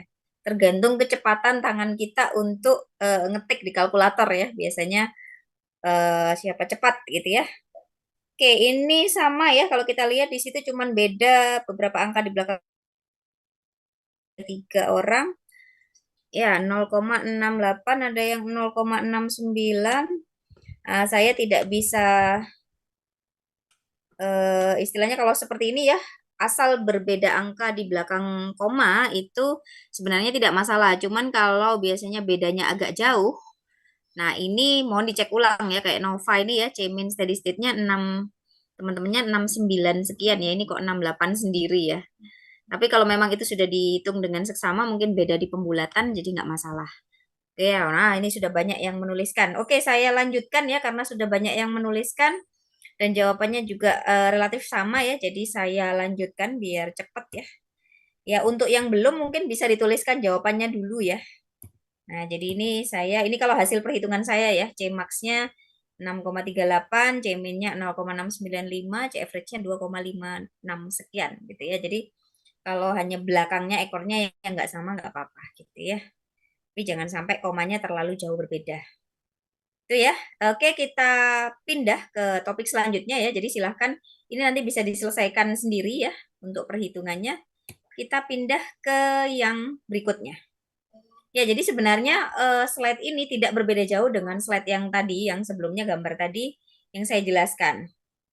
Ya, jadi di sini kita mau belajar parameter apa saja sih yang bisa nampak ya, seperti tadi ini interval sudah saya jelaskan ya, kemudian ada CP0, di sini ada CP1 min ya, atau C min 1 tadi ya, C max 2 ya, dosis kedua, C min dosis kedua, begitu dan seterusnya. Kemudian pada saat steady state ini dikatakan C max steady state atau CP steady state maksimum, CP steady state minimum ya. Tergantung istilahnya Anda mau pakai yang mana, intinya di sini steady state gitu aja. Di sini adalah dosis ke N. Ya, ini ke 1, kemudian ini ke N ya, disebut ke N itu biasanya cenderungnya adalah ketika belum steady state. Tapi kalau sudah steady state, mau N ke berapapun, itu kan nggak ngaruh. Ya, kalau kita lihat di sini mulai 5, 6, 7, 8, ini ya dosis kelima. Oke, 1, 2, 3, 4, 5, 6 ya, mulai dosis ke-6 ini kan sudah nggak terlalu ngaruh ya. Jadi mau N-nya 6, 7, 100, 1000, Permisi, Bu. ya. Mau mengingatkan waktu Zoom-nya kurang 1 menit, Bu, Oh, tulisannya. iya, nggak apa-apa. Tadi sudah saya sampaikan ke teman-temannya. Nanti kalau Oh misalnya ya. tiba-tiba putus, maka kita join lagi dengan link yang sama ya.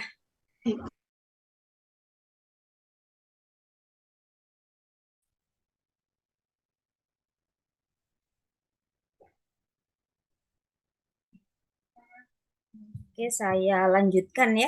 Semoga sudah ini 40 menit yang terakhir ya. Eh, Semoga sudah tidak mati-mati lagi ya. Ya, jadi sampai di mana tadi ya? Eh, Ya, ini beberapa parameter yang terlihat dari profil dosis ganda untuk rute IV bolus tadi ya. Kita sudah belajar beberapa hal dan tadi saya katakan di sini bahwa kalau kita bicara steady state ya, pada saat steady state kita tidak lagi menyebutnya itu dosis ke N. Ya, tapi dosis ke N itu biasanya mulai dosis kedua ya, karena kalau dosis yang pertama ini kita menyebutnya ya dosis pertama ya, C max dosis pertama, C min dosis pertama. Tapi mulai yang kedua sampai sebelum steady state biasanya kita menyebutnya dosis ke N gitu ya. Atau C max dosis ke N, C min dosis ke N. Tapi ketika sudah steady state mau N ke berapapun itu kan pasti kadarnya akan selalu sama ya. Baik C max-nya ya akan selalu sama maupun C min-nya yang akan selalu sama. Oke, saya lanjutkan ke berikutnya. Nah, sekarang bagaimana kita menghitung persamaan atau kita mau menghitung kadar obat dalam darah ya pada saat maksimum maupun minimum ini di satu-satu dulu. Ini di dosis yang pertama. Jadi Cmax dan Cmin dosis pertama. Kalau kita lihat tadi Cmax dan Cmin dosis pertama berarti ya sebenarnya kan hanya kita abaikan dulu ya dosis gandanya, karena kita bicara dosis pertama berarti kan kita hanya fokus ke dosis yang tunggal saja ya. Jadi kan seperti ini. Ini sama rumusnya dengan yang kalian pelajari dulu ya. Ya, ini C max-nya di sini ya. Kemudian C min-nya ini kan di dosis keduanya ya baru ya. Nah, di dosis kedua ini kan yang disebut C max atau CP0-nya ya, C max dosis 1. Ini C min dosis 1. Nah, C max dosis 1 ini besarnya sama dengan CP0. Tadi sudah kita bahas. Berarti kalau sama dengan CP0, masih ingat rumusnya CP0? Ya, dosis per VD. Begitu ya. Nah, sementara untuk yang C min dosis pertama, ini kan sama aja sebenarnya dengan berapa sih kadar di jam tertentu begitu ya kan, bahwa ini T. Cuman jam tertentu yang dimaksud di sini kan dia selalu, tadi ingat ya, saya jelaskan juga bahwa pada saat C max maupun C min itu dia akan selalu berada di rentang berada di interval. Jadi kalau tadi dikatakan di situ intervalnya tiap 2 jam ya digambar ya.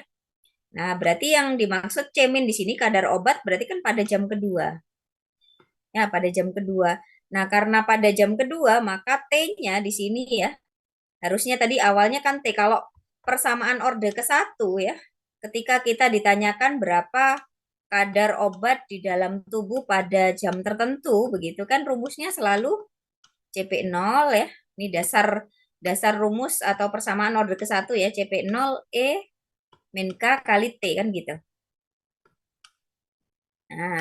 Nah, tapi untuk T-nya di sini karena dia selalu berada di interval, pas di titik interval, maka T-nya di sini diganti dengan toh. Nih ya, kita lihat di sini. Diganti dengan toh. Sehingga ya ketemu persamaan untuk menghitung C min-nya, maka CP0 sama dengan E min K kali toh. Ya, CP0-nya sama ya, kalau Anda mau turunkan lagi dosis berarti per VD ya kali E min K. Ya tinggal masukkan nanti ya berapa K-nya, berapa To-nya gitu ya. Nah, ingat ini To. Jadi bukan T. Itu dosis pertama. Sekarang bagaimana dengan persamaan di dosis ke N atau kita menyebutnya belum tuna. Tadi saya bilang, kapan dia dibilang belum tuna? Ya selama belum TSS. Kalau tadi di gambarnya misalnya sampai dosis kelima itu kan belum tuna ya, dari dosis kedua sampai kelima belum tuna. Nah, maka di sini kalau misalnya ditanyakan, hitunglah kadar obat pada dosis keempat misalnya. Kok kadar tuna, sorry. Hitunglah konsentrasi maksimum dan minimum pada dosis keempat. Maka ketika konsentrasi maksimum, kita gunakan rumus ini. CP maksimum sama dengan CP01 min E min N. Nah, di sini ada parameter N ketika belum tuna. Kenapa? Ya, karena di sini akan menentukan kalau dia dosis keempat misalnya atau dosis kedua, tergantung pertanyaannya. Maka di sini kan nanti hasilnya bisa beda. Makanya N di sini sangat menentukan. Tapi kalau nanti ketika dia di kadar tuna, sudah mencapai kadar tuna, maka N-nya di sini jadi nggak berarti. Nggak ada N di situ nanti. Ya, kita fokus ke ini dulu. Ya, jadi misalnya dosis kedua. Dosis kedua atau tadi dosis keempat ya, terserah. Cuman saya pakai dosis kedua biar gambarnya nggak banyak-banyak gitu ya. Ya, jadi ditanyakan berapa C max dan C min pada dosis kedua. Ya, berarti kan kalau saya gambarkan seperti ini ya. Nah, berarti kan ditanyakan di sini C max-nya berapa, C max dosis kedua, berapa C min dosis kedua. Kalau C max Anda gunakan rumus ini, ya, tadi CP0, jangan khawatir, Anda nggak usah ngapalin rumus ini. Karena semua rumus nanti pasti pada saat ujian akan saya tuliskan, ya, akan saya tuliskan, tetapi tentunya saya nggak akan bilang, oh ini tuna, oh ini tidak tuna, gitu ya. Tinggal Anda perhatikan di situ, kalau ada N-nya berarti dia belum tuna. Kalau nggak ada N-nya nanti berarti dia sudah tuna. Gitu. Makanya tergantung Anda bisa milih atau enggak. Nah, untuk C min-nya bagaimana? Nah, C min ini kan berarti yang di sini. Nah, sebenarnya kita bisa pakai prinsip superposisi di sini. Gimana caranya pakai prinsip superposisi? Anda abaikan dosis yang pertama, Anda abaikan dosis yang ketiga dulu. Kita fokus hanya di dosis yang kedua. Ya, kita fokus di dosis kedua. Ketika ada persamaan ya, ketika ada kurva seperti ini kan anggap aja ini dosis tunggal tapi di dosis kedua. Gitu ya. Maksudnya seperti apa? Ketika kita mau menghitung CP min, kan berarti di sini. Itu kita selalu kan ya untuk apa namanya? Untuk konsepnya itu kan ya CP pada saat T ya, itu besarnya akan sama dengan CP0.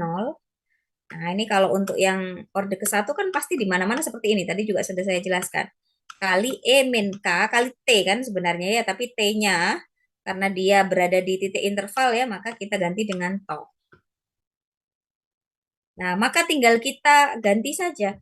CP0 yang dimaksud ini yang mana ya di kasus ini. Nah, kalau tadi ditanya berapa CP min dosis ke N, berarti kan sebenarnya kalau kita abaikan yang lain, yang dimaksud CP0-nya, yang dianggap CP0-nya kan berarti yang di sini. Bukan yang di sini ya, karena kita abaikan, kita gunakan prinsip superposisi tadi, kita abaikan. Berarti kalau kita fokus hanya pada satu apa namanya satu kurva saja, maka yang dikatakan CP0 kan di sininya. Nah, berarti CP0 yang dimaksud apa tadi? Ya kita buka lagi gambarnya. CP0 yang dimaksud kan berarti Cmax ya, Cmax dosis ke N atau dosis kedua dalam hal ini tadi ya contohnya ya. Dosis kedua. Tinggal dikalikan dengan E min K kali tau. Ya, terus kalau mau untuk mengerjakan, tinggal kita turunkan lagi Cmax dosis kedua rumusnya apa ya, balik lagi ke sini kan. Ya, berarti ini C min dosis ke N itu sama dengan rumusnya. Ini kan rumusnya Cmax. Ya, Cmax dosis ke N. Ya, berarti kesimpulannya Cmax dosis ke C min dosis ke N itu selalu akan sama dengan Cmax dosis ke N dikali E min K kali tau. Kan begitu. Nah, tinggal nanti masukkan CP0-nya di sini. CP0-nya yang mana?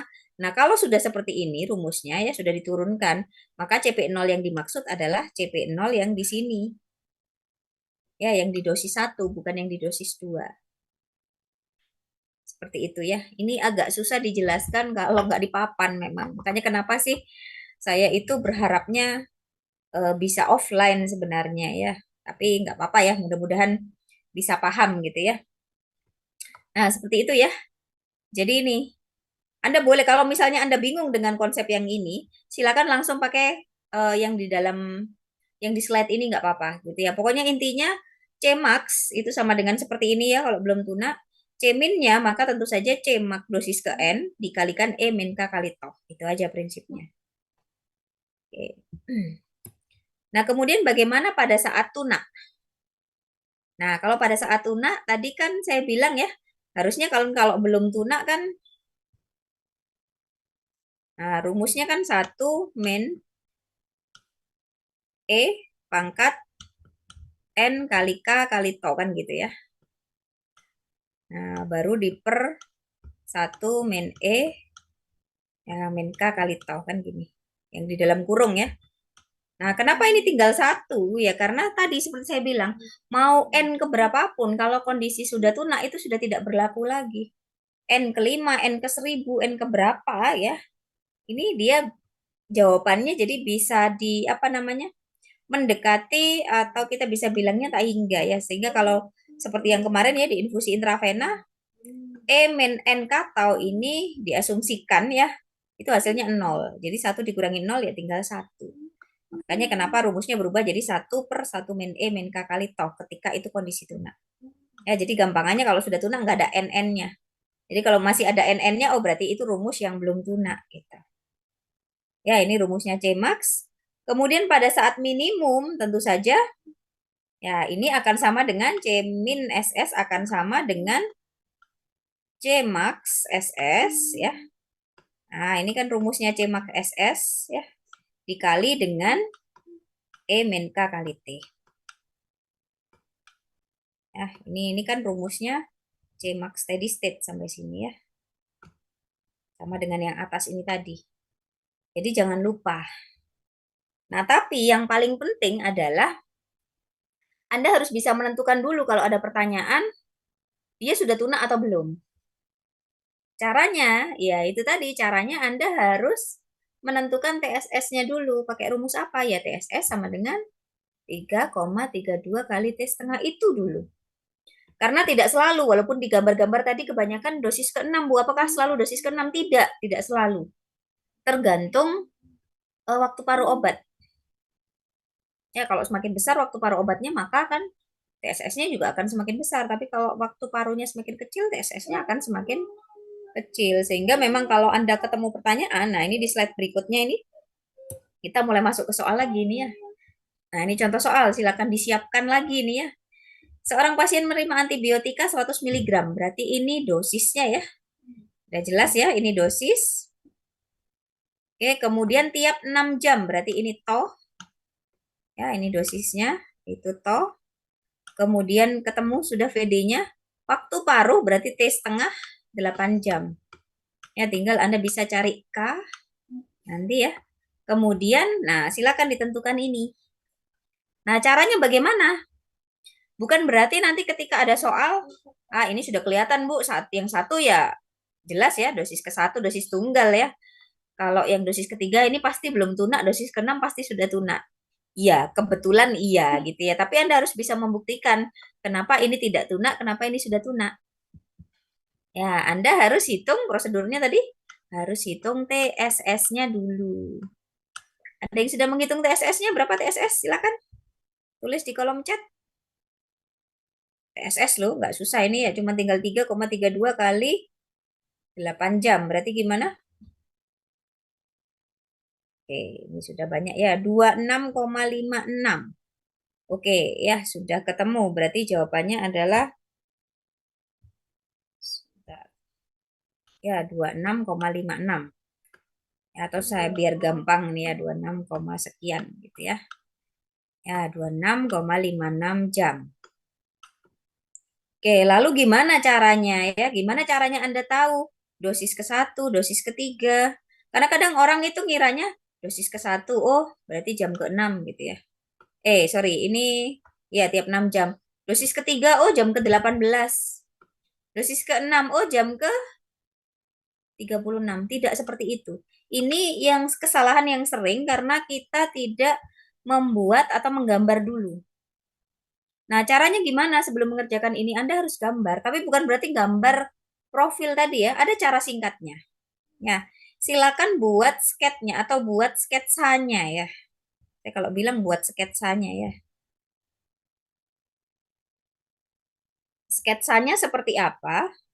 Nah, ini tadi sudah kita hitung ya 26,56 jam. Nah, sketsanya Anda bisa buat sebentar, ini sudah ketemu jawabannya ya. Oh, nggak ada di sini. Oke, caranya adalah dengan membuat sketsa. Ya, sketsa itu seperti apa? Saya coba ganti warna dulu biar nggak bingung. Nah, untuk menyingkat atau memudahkan Anda mengerjakan, silakan buat sketsa seperti ini. Ya, ini menunjukkan interval sebenarnya ya. Jadi silakan ditulis ini jam ke-0, kemudian karena intervalnya 6 jam berarti 06, kemudian 12, 18, ya setelah 18, 24, ya 24, 30, ya 36 dan seterusnya ya. Nah, saya tulis sampai 36 saja ya. Oke, kemudian setelah Anda buat sketch seperti ini, tuliskan ini dosis keberapa. Nulis dosisnya jangan di tengah-tengah. Kecuali kalau ada gambar kurvanya, ada gambar begini-begininya boleh. Ya ini kan sebenarnya mau menunjukkan gambar ini sih gitu ya. Cuman ininya tidak kita gambar. Ya. Nah, kita hanya gambar sketnya saja. Jadi ini saya hapus ya. Biar kalian nggak bingung. Ya, saya hapus dulu sementara. Oke. Ini ya, kita buat sketnya seperti ini. Nah, tuliskan dosis loh kok hilang. Sebentar. Ini tadi ya. Tuliskan ini dosis pertama gitu kan ya. Ini dosis pertama. Ini dosis kedua. Ini dosis ketiga. Ya, kenapa dimulai dari 0? Karena kan memang memang pemberian pertama itu di jam ke-0 tadi ya, kalau digambarkan kurvanya kan demikian. Kemudian setelah 6 jam diberikan dosis kedua, ketiga, dan seterusnya. Ya, keempat, saya gambarkan sampai ke-6. Ke-5, dan ke-6. Nah, berarti kalau lihat gambar ini kan tadi salah. Dosis ke-1 berarti ya di jam ke-0 kan gitu ya. Nah, di jam ini, mulai pemberian jam ke-0. Kemudian dosis ketiga itu diberikan dimulai jam ke-12, berarti ini juga salah gitu ya. Ini 36, bukan 36, dosis ke-6 itu mulai dari jam ke-30. Nah, kalau Anda menuliskan seperti ini, ya nanti tidak akan salah gitu ya. Jadi ini sketnya, Anda buat seperti ini ya. Nah, kemudian Anda jangan lupa tuliskan TSS-nya. Jadi batas TSS-nya di mana sih? Ya, misalnya tadi setelah dihitung TSS-nya 26,56. Berarti Anda buat saja seperti ini ya. Misalnya, oh TSS. Ya, boleh di atas, boleh di bawah. Misalnya TSS-nya 26,56. Nah, 6 gini aja bergampang deh ya. Nah, berarti dosis ke-1 sudah jelas kan ya yang di sini ya. Berarti Cmax dosis ke-1 ini sama dengan CP0, kemudian Cmin-nya ini pada saat jam ke-6 ya, sesaat sebelum diberikan obat dosis berikutnya, maka Anda gunakan rumus yang ini kan, Cmax berarti Cmin-nya ya Cmax dosis pertama kali E min K kali to gitu ya. Kan Cmin-nya nggak perlu dihafal ya, tadi Cmin-nya tinggal prinsipnya adalah Cmax aduh susah sekali menuliskan, kali E min K kali to. Ya, selalu sama. Nanti yang berikutnya juga demikian sama. Ini ya, Anda silakan hitung dosis pertamanya. Kemudian kalau dosis ketiga kan berarti di sini. Ya, ini kan berarti kalau ada gambar kurvanya begini, ini akan tambah naik ya. Kemudian di dosis ketiga juga demikian. Ya, ini kan tambah naik ini ya, dosis ketiga berarti Cmax dosis ketiga ini di sini. Nah, Cmin dosis ketiga kan di sini. Apakah dia sudah steady state? Belum, karena batasnya kan di sini. Kemudian dosis ke-6 bagaimana? Dosis ke-6 ini kan dimulai jam ke-30. Kalau TSS-nya 26 berarti dia sudah masuk ke kondisi tunak. Berarti kita pakai rumus yang ini. Ya, yang belum tunak kita pakai rumus yang ini karena ada N-nya ini tadi. N-nya berapa ya? Tinggal masukkan angka 3 ini. Oke, jadi seperti itu ya pemilihan rumusnya. Jadi biar Anda mudah, silakan wajib Anda menggambarkan ini dulu. Oke. Ya, jadi silakan mulai dihitung ya. Ini cuman mungkin nanti saya skip saja ya, biar cepet. Ya, saya berikan jawabannya, nanti Anda bisa coba hitung sendiri. Jadi dosis ke-1 ini Cmax-nya 5, Cmin-nya 2,967 ya, nanti bisa plus minus ya. Asal tidak terlalu jauh angkanya ya. Kemudian di dosis keduanya ada 9,717 dan dosis ketiga ya, Cmin-nya ada 5, sekian. Ini di dosis ke-6-nya. Silakan dicatat dulu hasilnya.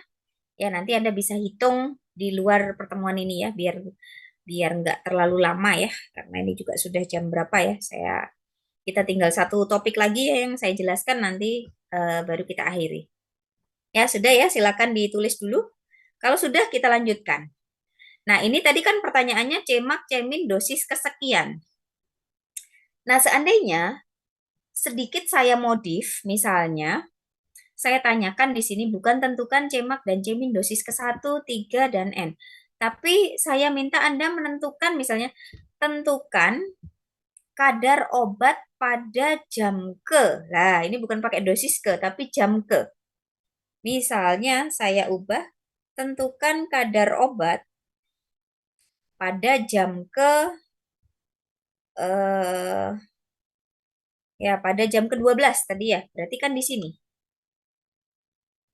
Nah, maka kalau pertanyaannya tentukan kadar obat pada jam ke-12, yang Anda hitung Cmax-nya kan di sini. Ini Cmax dosis ke berapa? Dosis ke-3 ya, Cmax dosis ke-3. Tetapi pada saat yang bersamaan sebelumnya ya, sebelum masuk dosis ini kan ada Cmin juga. Cmin, tapi Cminnya ini adalah dosis kedua. Jadi hati-hati. Ya, ini bukan sama pasangannya kalau seperti ini ya, karena pasangannya biasanya interval yang berbeda kan gitu. Cmax dosis ketiganya di sini misalnya, Cmin dosis ketiganya di jam ke-18. Kalau pertanyaannya saya ubah, hitunglah berapa kadar obat di jam ke-12, berarti harus ada dua jawaban. Sesaat sebelum dosis, berarti kan Cmin dosis kedua, ya Anda pakai rumusnya Cmin dosis kedua pada saat belum tunak. Kemudian setelah pemberian dosis, ini kan berarti Cmax dosis ketiga. Berarti Anda pakai sama ya, pakai Cmax, tapi dia kondisi belum tunak, cuma N-nya di sini 3. Kalau yang min tadi, ini N-nya 2. Jadi hati-hati seperti itu ya. Soal bisa dimodif seperti itu. Makanya harus jeli. Apakah pertanyaannya memang dosis kesekian, atau yang saya tanyakan jam kesekian. Nah, kalau misalnya saya tanyanya di jam hmm, sama ya, di jam ke-30 misalnya. Nah, di jam ke-30 ini kan sudah tunak ya. Nah, tetapi berarti yang dimaksud di sini adalah pada jam ke-30 ini ada sesaat sebelum pemberian dosis, berarti ada C-min dosis ke-5 di sini ya. Dan ada C-max dosis ke-6. Jadi hati-hati, nggak sama. Ya, tapi karena kondisi sudah tunak, ingat bedanya dengan ini ya. Kalau kondisi sudah tunak, N itu kan nggak ada artinya. Berarti Anda mau ngitung apa namanya di jam keberapa pun kalau sudah tunak, kan kita pakai rumusnya ini, nggak ada N-nya. Jadi nggak ngaruh. Ya, mau Anda salah hitung, ternyata misalnya cemin yang dihitung di sini juga nggak masalah, karena harusnya memang hasilnya sama. Jadi seperti itu ya, hati-hati. Oke, kita ke pertanyaan selanjutnya. Nah, bagaimana misal Anda diminta menghitung CP pada T tertentu? Kalau tadi Anda diminta menghitung itu di interval waktu tertentu gitu ya. Sehingga yang terhitung di situ Cmax atau Cmin. Nah, kalau di sini berarti bukan di interval. Nah, gimana maksudnya? Ini ya, saya harus gambar lagi nih. Tuh ya, semoga paham. Ini saya berharap sekali semoga Anda paham ya, karena saya terus terang agak susah mau menggambarnya ya.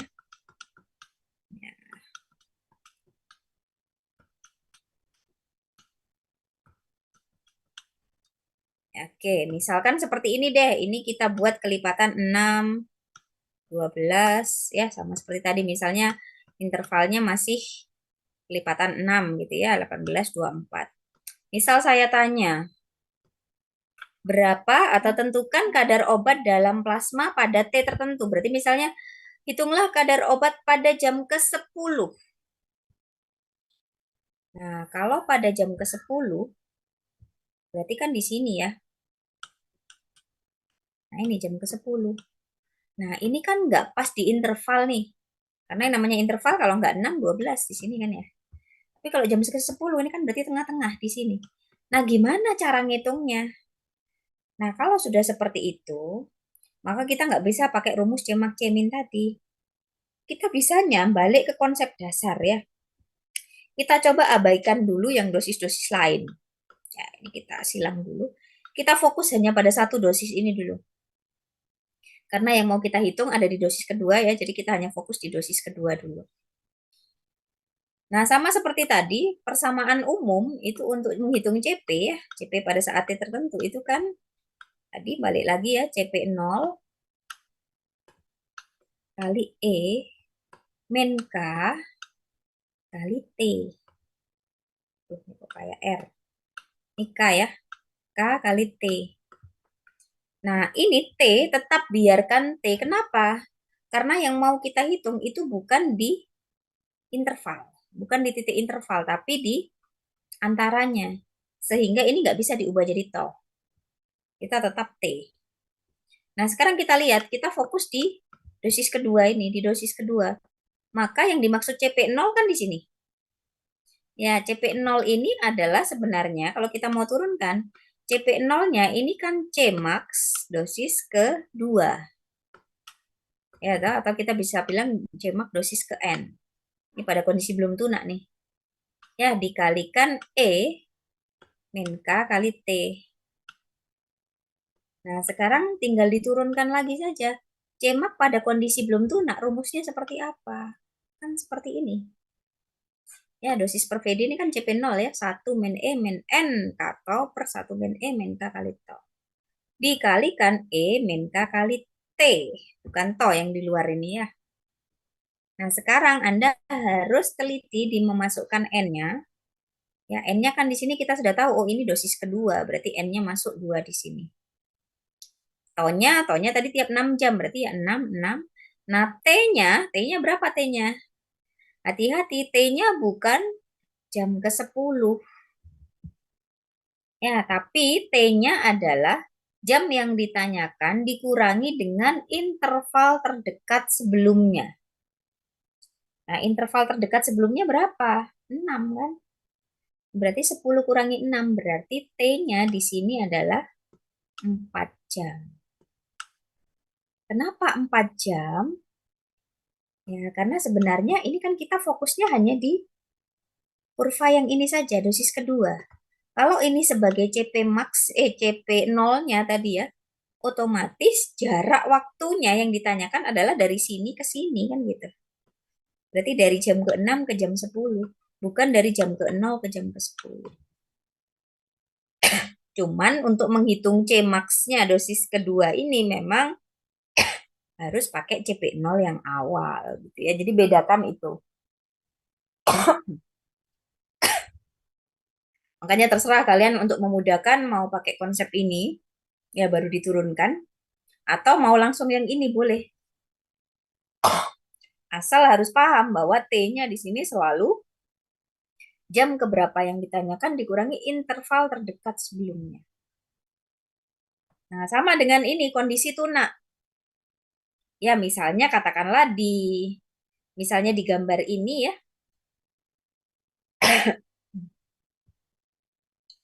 Sebentar, coba saya hapus tanda silangnya ya. Misalnya kalau di gambar loh, hilang.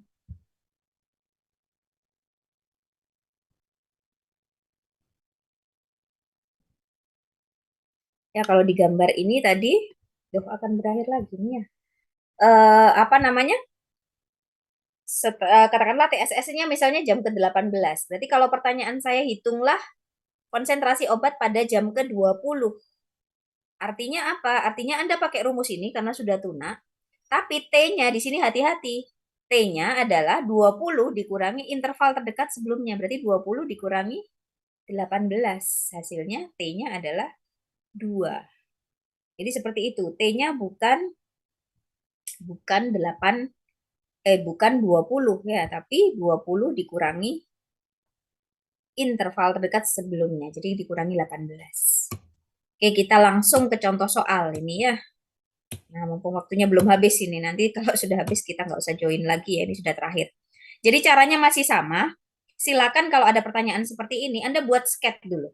Nah, ini sketnya 0, 16, 12, 18, 24, 30. Dan saya minta tadi Anda memberi tanda ya, ini dosis ke-1, ya, misalnya ini dosis kedua, dosis ketiga, ya, dosis keempat. Ya, saya buat huruf Romawi supaya nggak bingung dengan jamnya ya. Dosis kelima dan ini dosis keenam. Sekarang di sini pertanyaannya seperti ini. Hitung kadar obat dalam plasma 3 jam setelah dosis kedua. Berarti jam keberapa? Dosis kedua itu di jam ke-6. 3 jam setelah dosis kedua. Berarti kan yang dimaksud di sini adalah jam ke-9. Ya, kemudian yang pertanyaan kedua. Hitung kadar obat dalam plasma 3 jam setelah dosis kelima. Dosis kelimanya berapa? 24. Ini harus digambar wajib. Iya wajib. Karena ketika Anda nggak menggambar, nanti ya seperti tadi keliru. Dosis kelima Anda menganggapnya, oh jam ke-30 gitu ya. Sehingga kalau ditambah 3 berarti 33. Takutnya seperti itu. Makanya Anda harus gambarkan. Ya karena memang mulainya dari 0. Ya sehingga 3 jam setelah dosis kelima berarti di sini yang ditanyakan adalah jam ke-27. Nah, sekarang kita mau pilih rumus yang mana? Ini kan yang belum tuna ya, ada N-nya ya. Yang ini sudah tuna. Ya bukan karena dua soal gini lalu yang ini pasti belum tuna, yang ini pasti sudah tuna, tidak semudah itu ya. Ya siapa tahu saya kurang kerjaan gitu ya. Di soal ujiannya saya buat aja sudah tuna semua gitu ya. Terus syaratnya adalah menghitung TSS-nya dulu. Ya, silakan dihitung TSS. Berarti 3,32 kali T setengahnya 3 jam. Berarti ketemu 9,96. Atau kalau mau dibulatkan anggap aja 10 jam gitu ya, biar mudah ya. Berarti kalau dari sket ini, ya dari sketsa ini ya, nah berarti kan kira-kira tunaknya di sini. Di jam ke-10 ini TSS. Ya, jam ke-10. Nah, saya tulis 10 jam. Nah, berarti kalau dari sketsa ini Anda sudah bisa menentukan kan? Berarti untuk yang tadi pertanyaan pertama di jam ke-9 itu saya menggunakan rumus yang ini ya, yang belum tunak. Ya, sementara di jam ke-27 saya menggunakan rumus yang ini. Nah, tapi hati-hati di kalau to ya, to-nya sudah jelas di sini to-nya tiap 6 jam berarti 6. Tapi yang perlu hati-hati di sini adalah di T-nya. Kalau T-nya di sini berarti ya seperti tadi caranya. Yang ditanyakan kan jam ke-9. 9 dikurangi interval dosis terdekat sebelumnya. 9 kurangi 6 berarti di sini T-nya nanti 3 ya, yang di sini 27 kurangi 24 sama 3. Atau sebenarnya Anda bisa lihat dari sininya sudah enak. Oh, 3 jam setelah dosis kesekian, 3 jam setelah dosis kesekian. Berarti jelas T-nya adalah 3. Jadi pertanyaan itu bisa variatif ya. Bisa saja saya mungkin menanyakan hitung kadar obat dalam plasma pada jam ke-9 gitu ya. Atau yang kedua hitung kadar obat dalam plasma pada jam ke-27. Nah, kalau seperti ini berarti Anda sendiri yang harus ngitung ini jam ke-27 ini setelah dosis keberapa ya gitu. Anda makanya penting Anda buat sket ini kemudian Anda tandai. Untuk apa ya? Terutama kalau kondisi belum tuna, ini pentingnya adalah menentukan N. Ya, N-nya. N-nya berarti berapa kalau di sini? Kalau ditanya jam ke-9, berarti kan N-nya di sini adalah jam ke atau dosis ke-2. Berarti ini N-nya adalah 2. Tapi kalau sudah kondisi tuna, mau N ke berapapun, tadi kan tidak masalah. Karena memang tidak ada, kita memasukkan nilai N juga di sini. Ya, jadi hati-hati. Kalau Anda tidak menggambar ini, nanti Anda akan bingung di menentukan berapa N-nya. Gitu ya, semoga paham ya. Jadi kita sampai sini dulu saja. Ini untuk jawabannya ya. Nanti ini CP pada saat jam ke-9 ini hasilnya 3,13.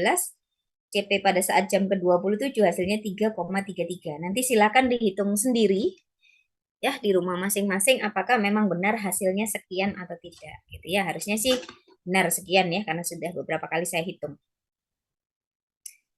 Oke, sampai sini mungkin ada yang mau ditanyakan dulu sebelum kita akhiri. Kita masih ada waktu 4 menit.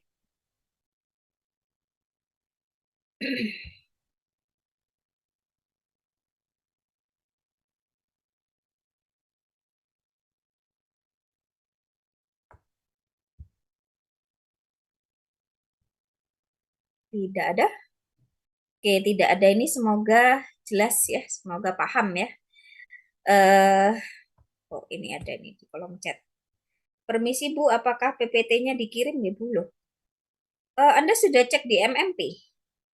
Setahu saya, seingat saya ya, saya nggak tahu lupa mungkin ya. Seingat saya itu sudah saya upload di 3 kelas. Mulai dari PPT infusi intravena sampai dosis ganda. Ya, nanti bisa dicek di MMP-nya kalau memang ternyata belum ada. Oh, belum.